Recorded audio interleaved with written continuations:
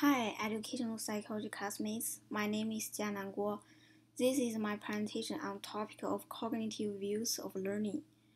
Memory, cognitive, and learning are topics that are really complicated to understand and hard to explain. I had interest in and thought about these concepts before I took any psychology course because I am really interested in cognitive such as thinking, reasoning, logic things, and I am kind of person who always thinks into thinking.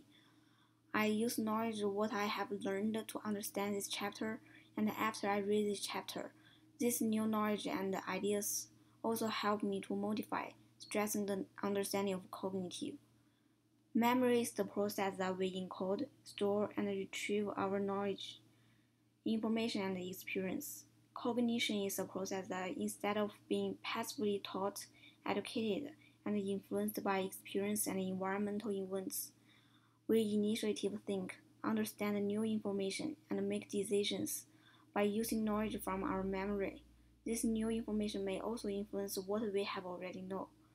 Knowledge acted as a significant role in the cognition. For example, when Chinese talked about moon, it means a lot such as homesickness, pure love, because there are so many poetries related to moon to express thoughts of home. Several days ago, there was a total lunar eclipse. That day was also the Mid-Autumn Festival for Chinese people to stay with family. In every lunar calendar, August 15th, when the time the moon said to be the biggest and brightest of the year. We have different understanding about moon since we have different background knowledge about moon.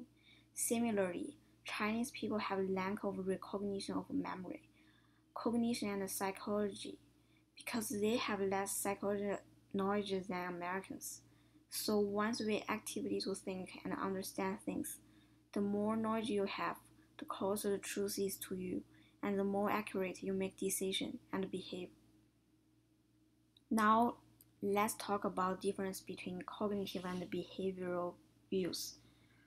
The difference between these two views is what to learn. The cognitive view emphasizes that knowledge and strategies are learned.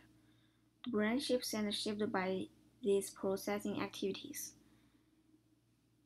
For example, there are research to show that some areas of musicians' brains are larger than non-musicians' brains. And the behavioral views illustrates that behaviors are learned. The limits of all the information system model is that it thinks information move in one way.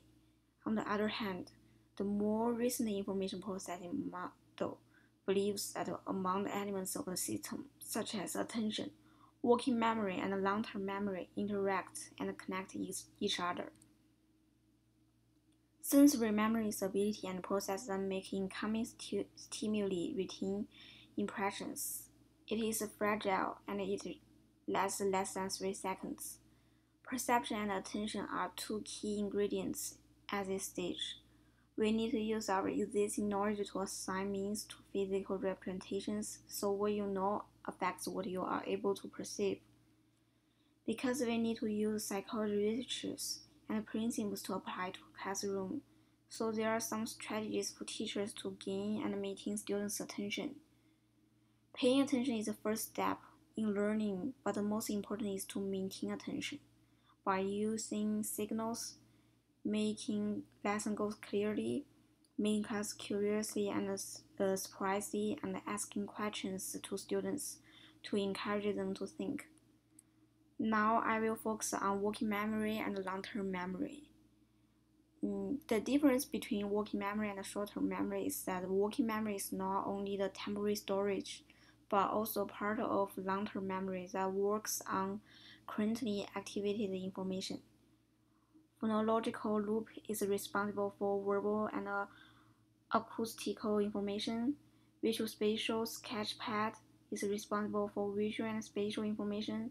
Then the episodes buffer brings all this visual and verbal information together under the supervision of the central executive to create complex memories. There are two ways to retain information in working memory. The first one is repeat the information. It does not mean how many times you read it, but how many times you recall it.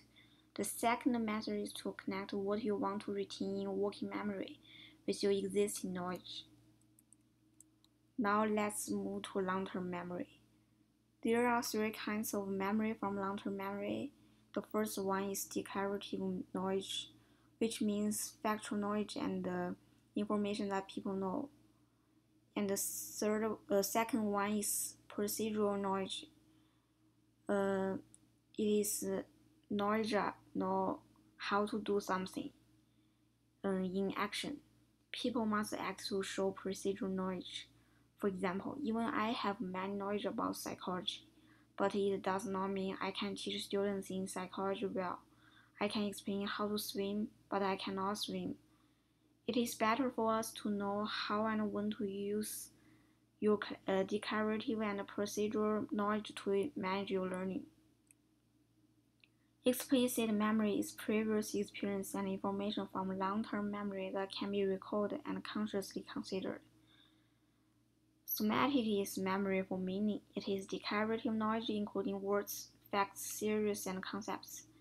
Concept is abstraction and it is a mental representation used to group similar events, ideas, objects, or people into a category.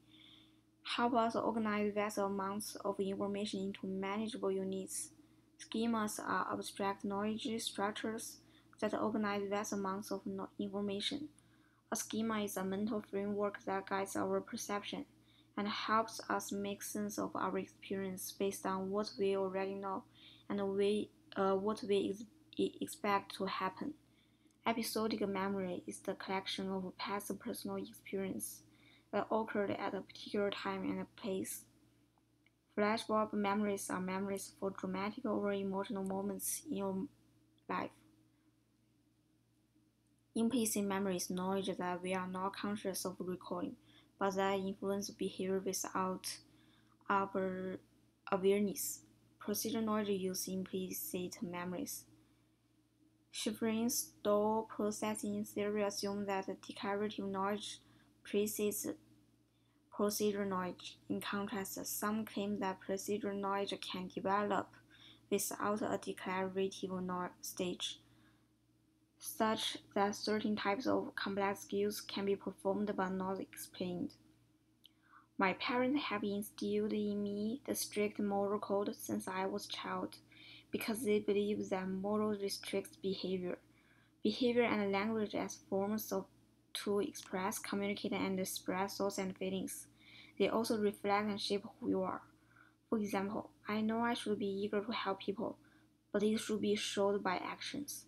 My mom really cares to create my good habits. I really appreciate this because I do many things without awareness and reason, but people see me as a person with good parenting.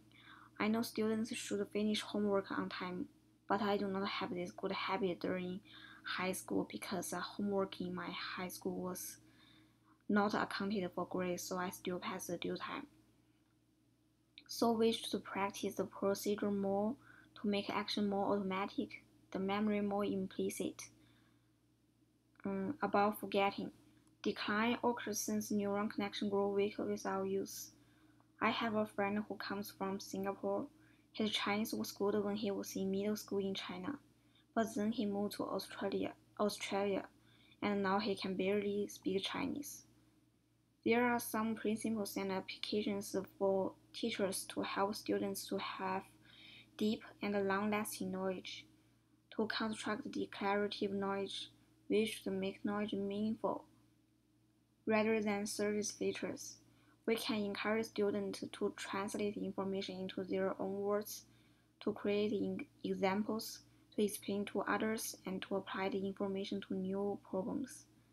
We can use elaboration, which adding meaning to new information by connecting with already existing knowledge that we use the old knowledge to understand the new.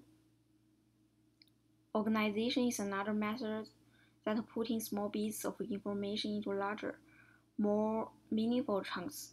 This is a method I always use. I have several folders in my mind. And every time I get new information and knowledge, I will classify them into these folders to become my own knowledge. It will be easier if the current context is similar to the original one, so teachers should do their best to make each lesson meaningful. Learn by rote is not same as learning. It works little if students only memorize but do not understand. Teachers should help students understand rather than remember surface features by focusing on meaning instead of memorization. I had already memorized this knowledge from this chapter for the cognitive psychology exam, the course I had took before, but I did not remember them at all after the exam due to I just wrote memorized them. With I am finishing the presentation, I feel this knowledge become my own knowledge and are all absorbed by me, since I understand them and translate this knowledge into my own words to present to you guys. Thank everybody for listening to my presentation and have a good weekend.